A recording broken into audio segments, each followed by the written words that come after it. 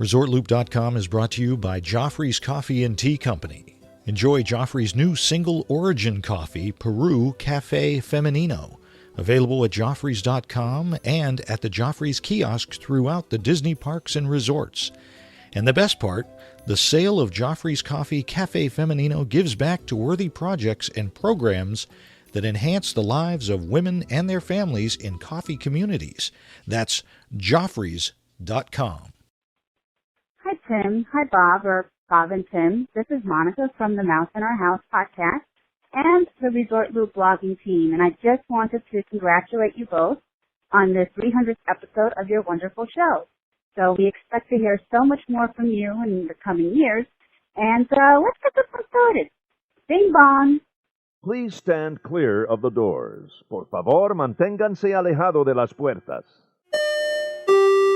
We're traveling to Disney's Polynesian Resort. Inside the Great Ceremonial House, you'll find shopping and dining with a South Seas flavor. For an authentic island adventure, Disney's Spirit of Aloha Dinner Show is presented Tuesday through Saturday in Luau Cove.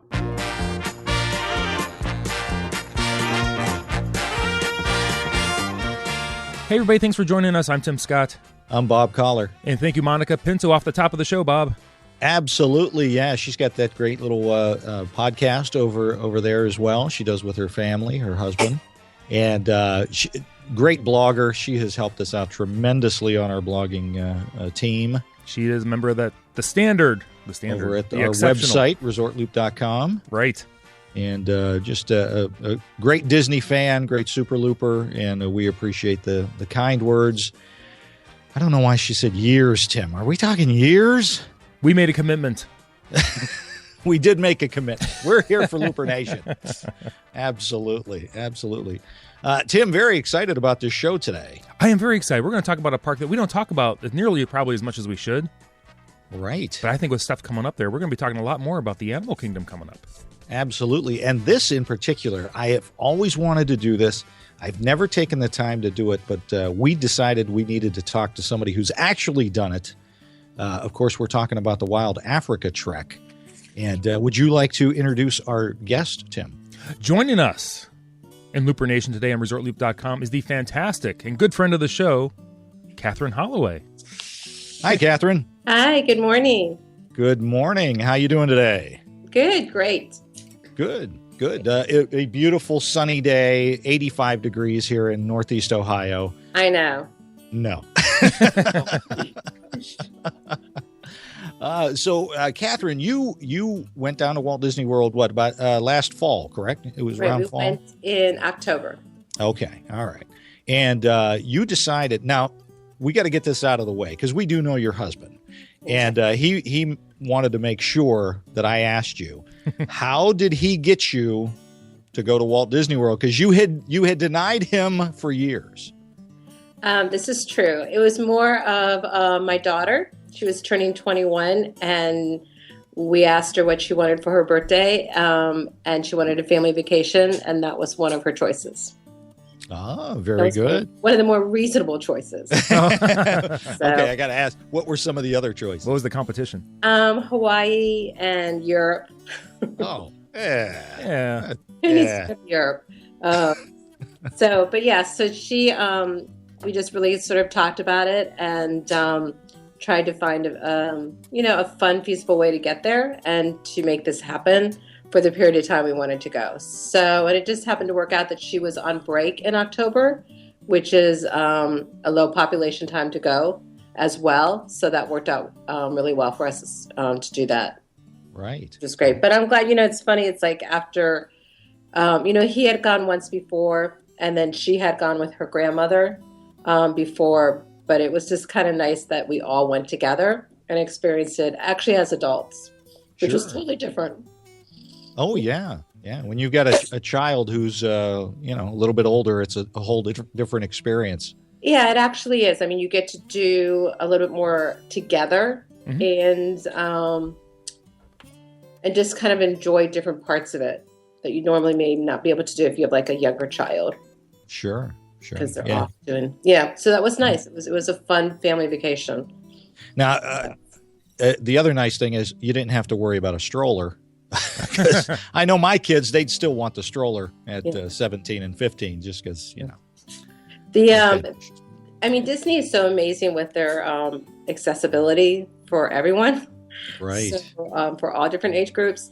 But it was nice because it was never a nuisance. I mean, it was nice to see such a diverse population enjoying it, and from all different age levels. And that's one thing that I wasn't expecting, was the diversity in the ages and how many adults were there as a couple, and adults like 60 and over were there as just a couple going to enjoy themselves. So I thought that was for me, that was really refreshing. I just didn't expect that. Sure. So I thought that was nice. You thought it was going to be just a bunch of kids running around.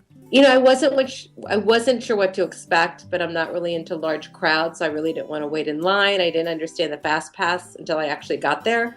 And I just, your expectations of something, it was just totally different than what I thought it was going to be, which was refreshing, actually. Good.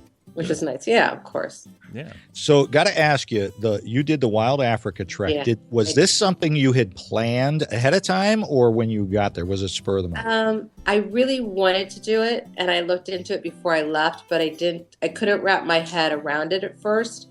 And then when we decided to have separate days, like one day that we were there, they wanted to go do something different than I wanted to. And I thought, well, this is a great opportunity for me to go and do this and not make it not drag them and make it a big family event for them to do what I wanted to do. And so I was able, by this time we had already gone to the park as a family. So to go back by myself was great because then I could take my time and go see everything that I wanted to see without them saying, okay, there's another orangutan. Right. Hurry up, Mom. Hurry up. Mom. But I wanted to have my time to enjoy it and absorb everything that Animal Kingdom had. And they went off and had their own wonderful father-daddy, daughter day. Wow. Which is great. Absolutely. Now, Nice. And because we were adults, we were able to separate and it wasn't like a big family issue. Right. Wow, it's nice. Now they offer this different times of the day. About what time of the day did you go? So we had a little funny experience, which kind of shows the importance of everything that happens at Disney. They left to go do their thing. This is my father. Hi there. What happened was when they left, we were all really excited for our next day. So we all laid our clothes out and we had our bands and whatever else we needed. But then they realized they didn't need to take their bands. So when they left to do their day, because they left before me, they locked everything in the safe. But what happened was that accidentally Jim took my band instead of his band. Oh. So I got up to leave. I realized I didn't even have my band. He had locked it in the safe, and he had the key. So I had to call the hotel, and they were very generous and sweet about coming and unlocking the safe and taking care of me to get a band out. And then the hotel was wonderful, and they hired a taxi to take me over to Animal Kingdom because they knew I was trying to make a certain time to do this event that I had already prepaid for. And so they were very sweet at the resort. We were at the New Orleans, Port Orleans. And so they were very nice with housekeeping and making sure that I got there. But once again, it's I didn't realize just taking any band was not a good thing because it still wasn't my band, which I didn't realize. So when I got to Animal Kingdom and I go to click in to go through, it's it rejected me because it wasn't my band, because the fingerprint obviously didn't match. So they were wonderful at Animal Kingdom to say, let's just go to the office, let's just figure this out. I explained to them my whole drama of the morning, and they were very accommodating to get me on another time later on in the day. And to get me into the park for the day and to, for me to change, whatever I needed to change so I could enjoy myself. So the one thing about Disney is this is a big drama because we were all really excited. And when I woke up and realized I can't get my band, I can't get into the safe, I almost had a basically anxiety attack because I'm here I am, my one day of what I wanted to do. Oh, yeah. And I ruined it. It's never touch it. Oh. Not knowing, of course. And then when I contacted him and let him know where he was at, that what had happened, he was like, oh my gosh, do you want me to come back? And I'm like, no, that's ridiculous. But they were really good at Disney. They resolved the issue without any drama. And that's, really has something to say about the organization, of course, and the company. And then when I got in and I had the morning because I wanted an early morning behind the scenes when the animals were just waking up. But I had to do a midday one. And so that's the only thing, if I would have to say, is I wouldn't recommend a midday one because they're a little bit sleepy. And even though I got to see what I wanted to see, the hippos really didn't want to eat from my hand. They wanted to take a nap. So that's the only thing I really didn't get to do behind the scenes, was actually to feed the animal, because he already had breakfast. So if I had to do it again, I would either do early morning or late, when they're active. But, I wasn't quite thinking when I got there. I just wanted to get there and do it. Wasn't quite thinking like that was probably the best time to go when they rescheduled me. Right. But once I got in, they were wonderful. And when you do the behind scenes, you go in and they take you in and they have a little conversation with you that, you change. Like I wore a skirt, but I had leggings underneath it. So I took it off. You put everything in a locker that's safe. And then, you're together as a group and they're explaining to you like what's going to happen to you, what's going to happen as far as the harness and the safety and just everything that's going to transpire, and kind of do a little bonding thing because you're with a group of strangers. If you choose, like for me, I was by myself. So I was with a group of strangers and to do this event. Like there was a grandfather and his granddaughter and her boyfriend were on the group. And then there was a husband and wife who were on my group with me from the Air Force. So they take you back and they dress you. They put a vest on you. They show you the safety parts of the vest. They give you a canteen that you can put water in. Because we're going, behind safari. And and then they take you over, and every time you do it, like what I call like a mini zip line, they hook you up and harness you and explain to you how to handle it, the safety of it as you're crossing these bridges. So it was really quite nice. We got to see lots of animals, which is what my goal was. And we got to cross this really, really long bridge, and I'll show you the pictures. And the crocodiles, I think they're crocodiles, were, right under us. I mean, it was like really kind of crazy. And the bridge, I'm assuming that it's safe, even though you have the harness, but, the sides were not there. It's like there was, yes, you could slide through and hopefully the harness would jump you up and catch you. But, it was like a little, wow. And it was kind of, it was long. It was sort of like a zip line where it's like it's really far to get across. And there's a lot of slats in the bridge that aren't there. So you have to like be able to step over them and have the balance to step over them and not freak out as you're holding on to the edge. And so we went over, I think, 2 of them, if I'm not mistaken. But it was nice. And like, I was nervous, but I wasn't like crazy nervous. But the gentleman who did go, like he literally stopped in the middle of the bridge and like took photographs. And you were allowed to do that, but I was just like, my goal was just to get across the bridge. I got to stop here for a second, and he like lifted his arms up and was taking photographs, and I was like, okay, you're like so amazingly confident. But I think he obviously has had some bridge walking experience before, because he was just like, do you mind if I stop? And they're like, no, go ahead. Just remember the safety of what you're doing. Like, remember where you're sitting. So, and the guides were really nice. We had 2 guides with us that take you around, and they explain to you the plants and the animals and the history and everything that's going on around you. And, watch your step here, because, you're going up hills. So you have to be able to go up many hills, with rocks. And it was a little rainy, so it could be a little slippery. And, but they were really sweet. And then when we got to one point, there was another guide there.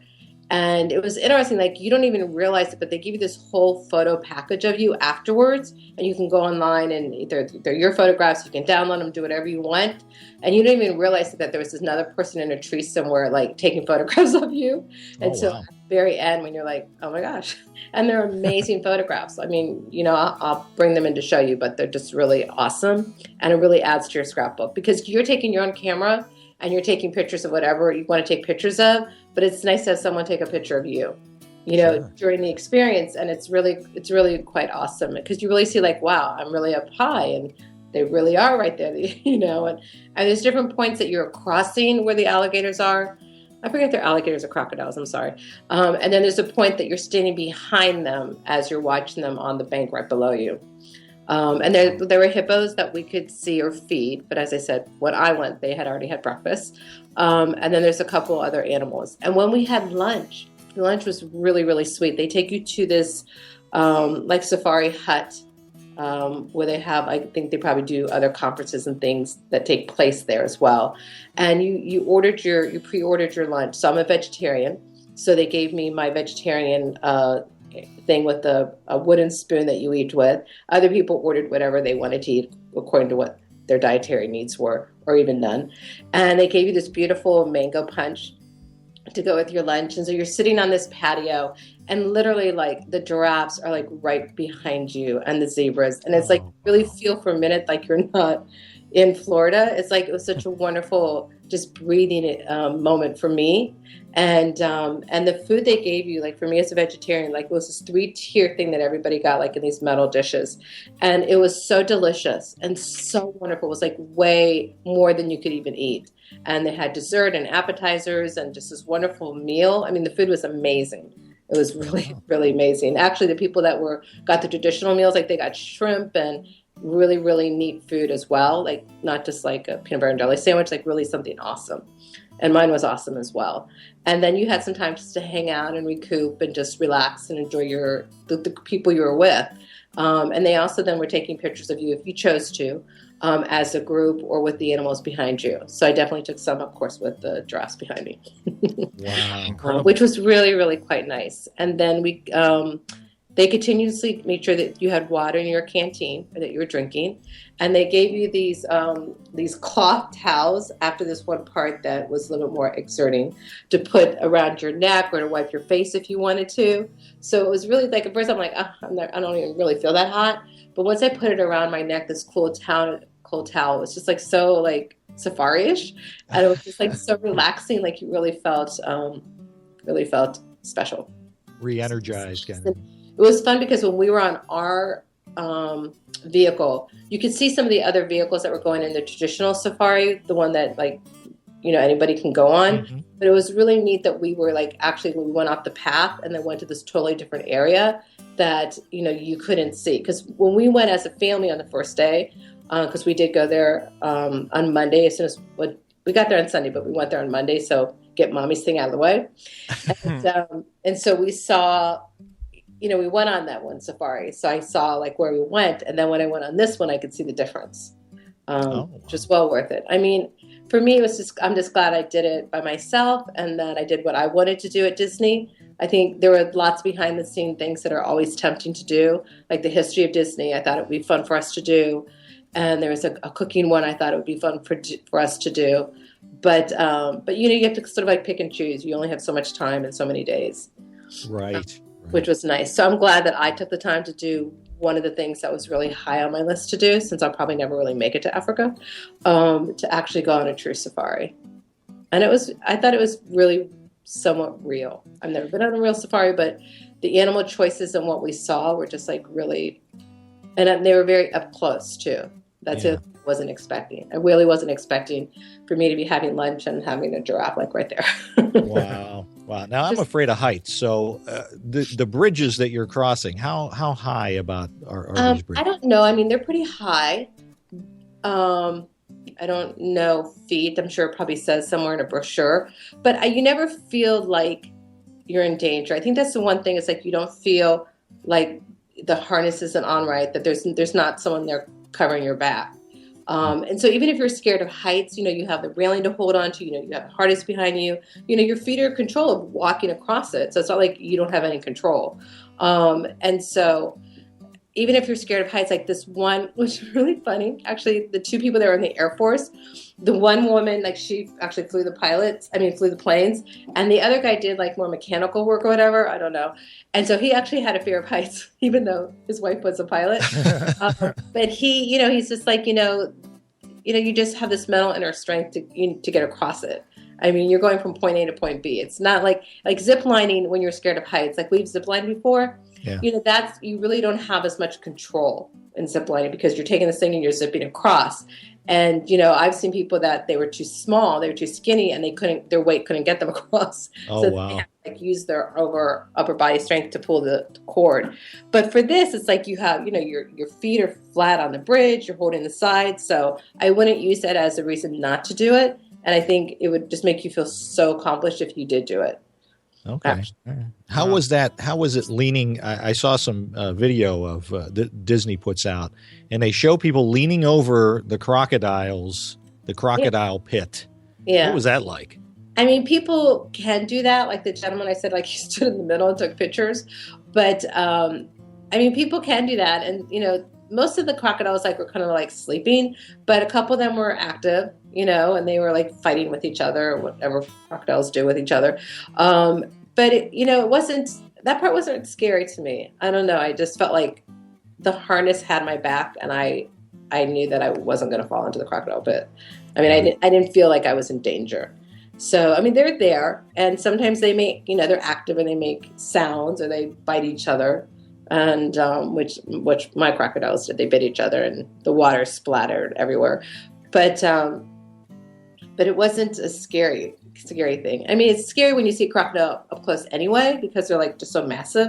But it wasn't scary like I thought I was going to be their lunch. Okay, all right. Yeah, I didn't think that at all. You said that you didn't feel like you were in Florida. No, it was a really nice feeling. I mean, when you go back and they get you in the vest and they explain to you what's going on, and you get in this Jeep that is very legit as far as African feeling, or a safari type Jeep. And they're talking to you about what's going on around you, and then they're showing you, different plants, and they're telling you the history of some of the animals and the male and female animals, and what they do with the crocodiles, and how the gender and what genders they pick to be in the pit, and with the animals in general. And because of the path and how they have it, you really kind of like forget where you're at for a second, which I enjoyed, especially when you had lunch. I mean, the meal was so authentic, and the environment that you ate lunch in was so authentic. And how they gave you like the silverware, like I still have it. It's a wooden spoon they gave us to eat with. You could take it if you wanted it. And so it's like, every little thing that they did was just very non-commercial, and just very, as I said, I haven't been on a real safari to make that comparison real to this, but from what I could tell, it wasn't as though I felt like it was a mass-produced safari. Right. Which was nice. I'm really, really glad that I did it. And then afterwards, I like had it off my to-do list, and then I just enjoyed the park the rest of the day. I went in and saw, some of the characters. I went back and saw the gorillas. They were just so beautiful. They have a little baby there now, and just really enjoyed the other parts of the park that I wanted to do at my pace, to see the birds and everything else that they have there at Animal Kingdom, and to go and hear. I went to see Lion King again. And what was nice about that is that, the first time, you sit in a certain spot. So what I chose to do is sit in a different part in the theater to get a different perspective of watching the production of The Lion King, which was actually really neat. Because even though I knew what was going to happen because I had seen the show there, being in a different spot, you had a different character being your ringleader. And so it was really quite nice to sit differently, to see the production from a different angle. Which was nice. I mean, I purposely did that because I figured I would see something different as far as the production part of it. So that was really cool to do, to see the shows again at Animal Kingdom, and then to see them differently when you go by yourself and just sitting somewhere different. Sure. And that's just to enjoy the food there, and just to walk around and not be stressed out, just to enjoy everything that Animal Kingdom had to offer. Because, after going there, it's like I don't really have a favorite park. Animal Kingdom was more the relaxing park for me. I love Toy Story, so going to that park and seeing Woody was just like, Buzz Lightyear was like, he's like my imaginary husband, Buzz. So, that's just, always wonderful. But, for me, the Animal Kingdom was just more relaxing. Where the other parks are fun and you get to see characters that you love, but it just was a different experience. So are you gonna allow your husband to take you back now? He talks about it every week. Like, oh, where are we going in April? But we were very spoiled because the time that we went was really low population. So now I'm like, okay, I don't want to jinx it, and so I have to be very careful at the timing I go back, because literally, we rarely stood in line. Like literally almost never stood in line for anything. Wow. And any restaurant we wanted to go to, we could make a reservation for. So even at the last minute, like we wanted to do a character lunch, so we went to the Crystal Palace, I think it's called, and we had lunch with Winnie the Pooh and all of his gang. And we literally made the reservation, I think, the day or two before when we were actually there. I said, let's see if we can do a character lunch for, Jory's birthday. So we were able to do that, which was really, really great. And so we were really kind of like spoiled in that way. I mean, even some of the rides, the attendance was so low that, like, one of our favorite rides, which was Dumbo, we actually rode it like 3 times in a row, and the lady said, you don't have to get off, just stay there because there's no one. Oh, that's awesome. So we were really spoiled. I mean, a lot of the Woody ride that you go and you shoot, like you're pretending like you're getting the aliens and different things like that. Like, we literally did that over and over again, and we never had to stand in line. Even the one ride, what's it called? It's at Epcot, and you're sitting and you're like floating in pretend like you're floating in a swing or something. Soar. Mm-hmm. Like, we literally did that 2 times in a row. Oh my gosh. Oh wow. I know, which was like really, really awesome. That's unheard of. Yeah, so that was like really cool. It's like we were in it. The first time I was in it, I was nervous and scared because of like, feel like I'm like floating in, and what I didn't realize is that I'm like, my seat is not moving. The screen. Right. So I didn't understand like how that ride was going at first, because I was like, oh my gosh, I'm like out here. But then once I like breathed and enjoyed it, and then we did it 2 more times another day, and we didn't have to like. We literally like sat down, and then like there's no one in line, and the guy says, well, where do you want to sit for this time? So we literally just moved seats. Gosh. But what's fun about that is that once again, because we did it several times, it was a different experience depending where you sat in that row. And that was like really quite interesting. I wasn't expecting to have it be such a different experience. But the more you do a ride, the more you get used to it, and the more that you can really actually enjoy the ride for what it is versus like the anticipation. So we would definitely go back, but we were extremely spoiled, as you can hear. Sure. Yeah, absolutely. My gosh. Tim, you got to book us a trip in October. Come on. We do have to go in October. I mean, it was really quite something. I don't know. It was just really quite something. I don't know. I mean, there were crowds. Not that there were crowds weren't there, but they just didn't seem to be where we were. Yeah. And we saw the parade, and there were crowds for all that. And when we stood in line for the characters, there was a line for them, of course. Right. For any character. But some characters we just like walked upon. Like when we were at Animal Kingdom the first day on Monday, we just literally turned the corner and like Tarzan was right there.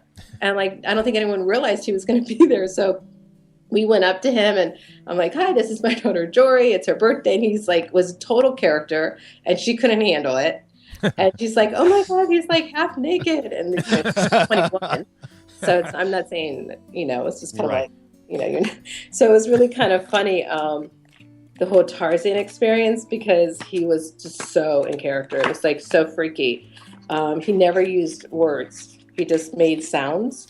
Oh my gosh. And, that's too awesome. But yeah, so he was like really amazing in character. I mean, they all were obviously in character. And then when you ask like the characters, the people that walk the characters around, like you ask them a question about the character, and I'm like, is that something about Buzz, or is Woody a boy or a girl in that character? And she looked at me like, it's Woody.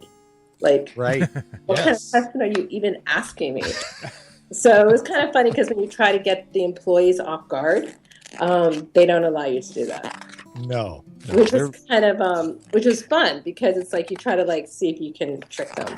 I mean, not purposely, but just like you kind of like want to know, like, is that a boy or girl in there? Because some of them are so tall, some of them are so short. You just want to know. You're just trying to find out, behind information. The other thing that we did that was really fun, and I highly recommend people do this, is that we didn't realize about the hidden Mickeys. But once we realized like there were hidden Mickeys, everywhere we went, we tried to find them. We didn't make it like a goal like some people do, but it's like if we were somewhere, we had some time, we were like, where are the hidden Mickeys? Or in our hotel room, it's like we found the hidden Mickeys. And so that was really fun to do once we did that. So, yeah. So that I don't think you get that on a real African safari. I don't think they have hidden Mickeys on a real safari. No, but we like looking around for them everywhere because they are everywhere. You just have to like get this little zone in your eyes when you're looking for them. Right. So here's Tarzan. Oh, there's Tarzan. Oh my. Yeah. He's No not wonder. He's eyeing her No. up. No wonder she was a little nervous. Yeah, it was just Giddy. so funny because he was just like, it was just hilarious. But That's awesome. yeah, so it was just wonderful. So there's so many different things like that that you just don't think about. And, of course, we had, Mickey waffles. Oh yeah. Oh, yeah. Very good. Yeah. And I think one of the, there were so many wonderful places to eat there, but we really enjoyed the brunch at the Contemporary Hotel. I think it's called The Wave. Their brunch was super delicious, and it was very cost effective. It was only like $20 to $22, I think, for brunch, which is a normal brunch, like even here in Cleveland. But there were so many choices, and they had the Mickey waffles. Nice. There, and they were very, very. It was just wonderful. Once again, it's like when you think you're going to be late somewhere, your reservation's this time, and if you get there 5 minutes late, they're so accommodating because they realize like you're taking sort of like in-house public transportation, and as timely as it is, sometimes things happen. You catch the wrong bus, so you just don't know where you're at.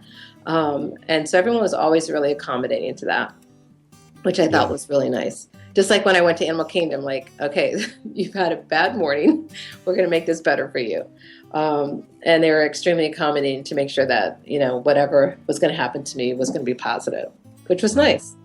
Let me ask you, where when you do the Wild Africa trek, where does this start? Where do you do the sign in and get all that taken care of? You go in exactly where you normally go in when you do the other, there's, as soon as you go to where it says safari track, like the traditional one. The Harambe, yeah, okay. There's a woman there or a man, and they have a clipboard, and you just say, I signed up to do the special safari or whatever you want to call it. And then they have a clipboard with your name on it, and they check you off, and they take you over to a different side. And then they wait till everyone gets there, and then they go through and explain everything to you. So there's one side that the people are going in for the free safari, I'll call it, as you go around, and then there's sort of a divided side for the other people, for the private. But it was interesting also with the safari. When I left, when ours ended and I went back to my locker to get everything of mine, there was actually a group that was coming in to do the safari, and they had children with disabilities. One person was in a wheelchair. This other person, I don't know if he had I'm not sure, but he had some sort of, it wasn't just some sort of disability. But what's nice is, so it's like I said to the lady, I'm like, oh, are they doing this safari too? It's like, how are they going to do that? Because there was, climbing and walking and all these different things that take place back there. And they said, no, we accommodate the safari for everybody. Wow. So I was so impressed that they did that, and they were able to open that experience to anyone. Okay. Maybe they get out of the truck, maybe there's different things, or there's a different path that they go on versus what we went on. But I thought that was really quite nice. Right. Yeah, and it's something to note, if you have somebody or you're with somebody who their walking is not, 100%.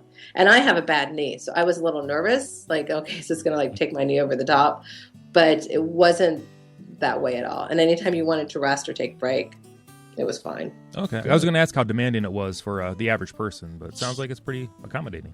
Yeah, I mean, it can be demanding, I think, but it's I just went slow. I mean, I'm just overcoming a little knee issue, so I just went really slow, and there are always these trees to help you climb up things, and they don't rush you. So I wasn't always the last in line, but I kind of in my mind said, I'm going to be the last in line because I have this knee issue. I'm going to go nice and slow because I didn't want to damage anything. But they were just, they never rushed you through any of the experiences. If you wanted to spend more time with looking at the hippos or with the crocodiles or whatever it is you wanted to do, they let you do it. They never rushed you through the experience, even though they probably were on a time zone. And the other thing that was nice is that, of course, you start talking to your guides. But the other thing that was nice about it is that every guide there, they're only permitted to do, I think, 1 or 2 of those a day. So they remain fresh. Okay. And the information is not robotic, and the experience isn't robotic, and they're alert to what's going on around them. So I thought that was really nice on the limitations. So your guide was always fresh to you and that experience. It wasn't just like another group was going through this. Right. And they're hot and tired, and they're like, all right, these Exactly. are the hippos. Look at them, take some pictures. Let's go. Because when I was there, the temperature was nice. But I'm sure in the summer, and it gets to be annoying, the heat. So it was nice that they, when I said, oh, you getting ready for another group? And they're like, no, we're not. No, we're only, allowed to do so many a day. And I think it was up to 2. Maybe 1 in the morning, 1 in the afternoons, and then we go off to do our other activities in the animal kingdom. So I thought that was actually really nice because it made me feel special that they were really my tour guides. Right, exactly, sure. Yeah, which was nice. Yeah. Well, it sounds like you had a trip of a lifetime and quite an experience of a lifetime, I think, with that Wild Africa trek. So yeah, I think the African trek, something that I wanted to do, and I wasn't sure if I was going to be able to do it. Yeah. It kind of like just worked out that way as once we got down there, which was nice. And that's the other great thing. It's like once you get down somewhere and you want to like do an add-on or add something, a spa or this African thing to Animal Kingdom, whatever you want to do, Disney's able to accommodate that, which I think is great. It's like, because sometimes when you get down, you just never know what's going to happen. The weather may change what you want to do and how you want to do it. And I think it's nice that you're able to switch your schedule up if you need to and not be like locked into something. Right. Now, just to let everybody know, the pricing according to Disney's website, $139 to $249. But keep in mind, like Catherine said, you get the lunch, a yummy lunch. You get the photo pass. Right. You get some free things that you get to take with you. And I mean, the experience itself has got to be amazing, which Catherine has experienced. Yeah. Yeah. I mean, it is. I definitely think it was definitely worth the money. Because the experience is just like any experience. I mean, it's hard to put a price on it, but you do get so many things that are just mental memories that you're going to take back with you and are just really, really quite nice. And I think sometimes when you look at the behind the scenes extra stuff, you think, oh, that's too much money or this or that. But that's why it was nice that when we split up, I was just paying like for me to have this experience and not, pushing this on anybody else to have the experience. I was able to enjoy it for what I wanted. So I definitely thought it was well worth the money for what, I wanted and what I got out of it. Great. And when I look back at the pictures of it, I'm just like, wow, I did that. And and it just empowers you so much to know that you did that and you were able to accomplish, for me, that goal of climbing across this like really large bridge or be able to even hike, for what, I've been through with my knee. And so the empowerment of accomplishing a goal like that was really important for me. Absolutely. Strong. That's right. That sounds Very fantastic. Nice. Very nice. Well, Tim, that's all I have for Catherine. Okay. Well, thank you so much. Catherine, thanks so much for joining us on the show. It's a pleasure to hear about this. I think we might have to try this Wild Africa trek. Absolutely. I think you should. Yeah. Whoa. And let your wives and the kids do what they want to do, and you just go do, and enjoy the experience yourself. There you go. Sounds good. Awesome. Unless everybody wants to go. Yeah, they might want to go. I think they'll want to go. Yeah, exactly. Catherine, thanks so much for joining us. Okay, my pleasure. Awesome. Everybody, thanks for joining us. By the way, don't forget, if you want to get some of that fantastic Joffrey's coffee, Bob. Yes. You got to use that code, Looper20. 20% off. Did you? I'm expecting my box to come tomorrow. It might come today, last time I tracked it, so I'm very excited about that. There you go.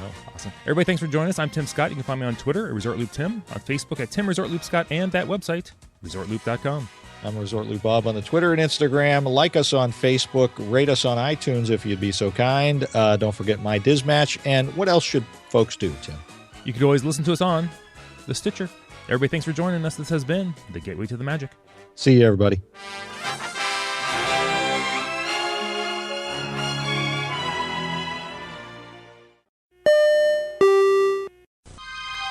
First came the Magic Kingdom, then Epcot, then Disney MGM Studios, and now...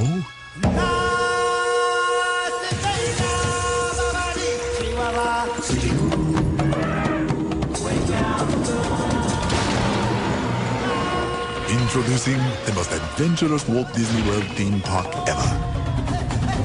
Disney's Animal Kingdom, the imagination of Disney, gone wild.